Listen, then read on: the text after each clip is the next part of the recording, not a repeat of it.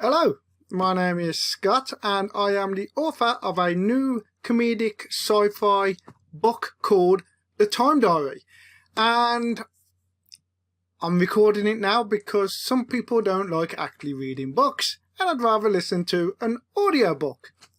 Mainly my dad. Part 1. End Times. Chapter 1. Bloody hell! Jacob screeched as a jagged wooden sign flew past his stumpy little nose like a ninja star.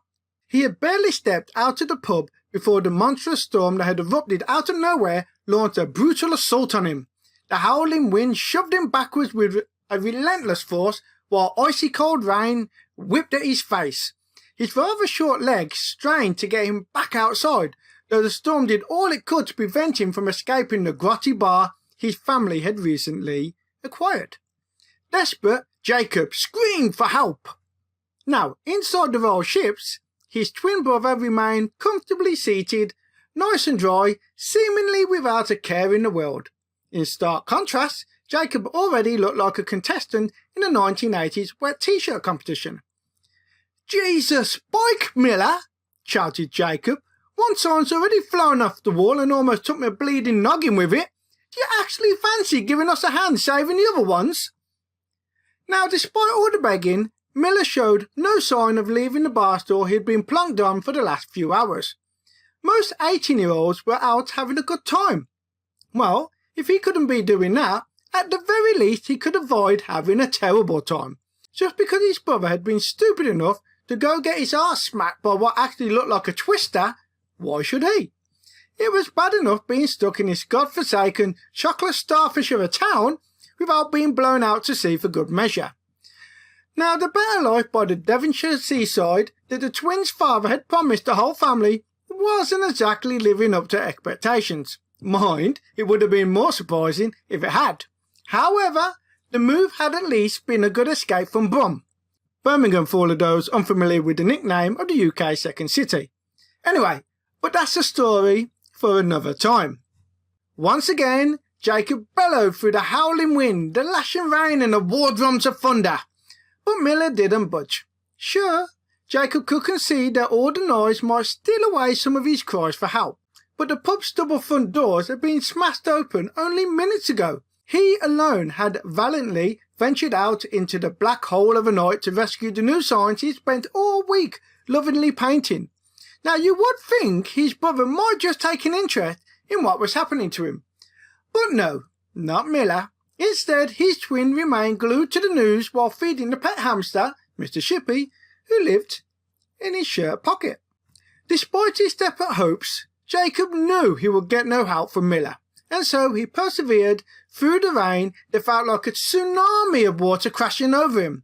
He almost had his fingertips to the nearest remaining A-board when a powerful gust of wind picked it up and gleefully flung it away into the air.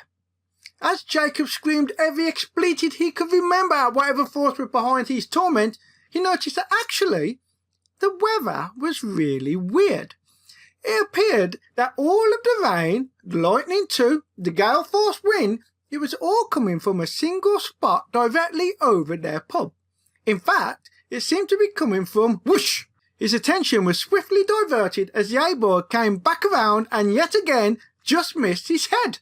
Well, he thought, it seemed God didn't like being called names, so in future he would keep those just for his brother.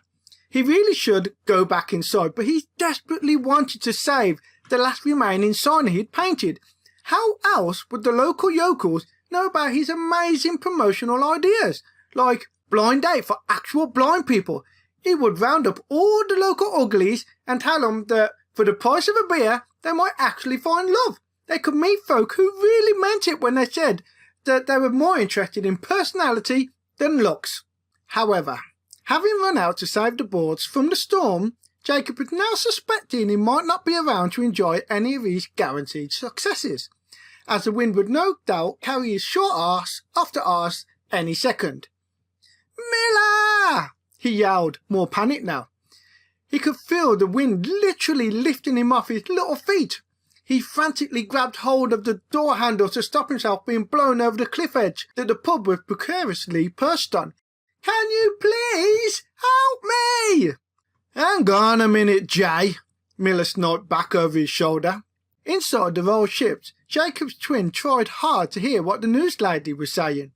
With all the crash-bang wallop of the storm and his stupid brother whining and bleeping on, he was having a real hard time making out what the news lady was saying. Miller! Wailed Jacob. His wet small hands were having a real difficult time keeping hold of the smooth brass handle. As he pleaded for help, his voice definitely hit notes that Mariah Carey would be proud of. Jay, can't you see I'm actually working here? Miller snapped in his broad, brummy accent. I'm watching the bar, aren't I? And he let one hand lazily waft across the empty shambles of a public house. Hey, the news lady said UFOs have been spotted around Torquay tonight. Have a look, will you, whilst you're fecking about out there? The only flying object Jacob wanted to see was his fussy-faced brother soaring up into the air as he kicked him up the arse. No! He cried as the storm finally tore the last sign from the pub's wall. As his wide, pained eyes followed the board up high into the heavens, he noticed that it wasn't actually alone up there. Through the blustering rain and the swirling debris, he thought he could see a sizable silver ball hanging motionless in the sky. It was completely unaffected by the ferocious storm that was battering it from all sides. If it was a balloon or even a drone, it would be getting tossed about harder than a stag at a massage parlour. But it was eerily still. Could it actually be a UFO?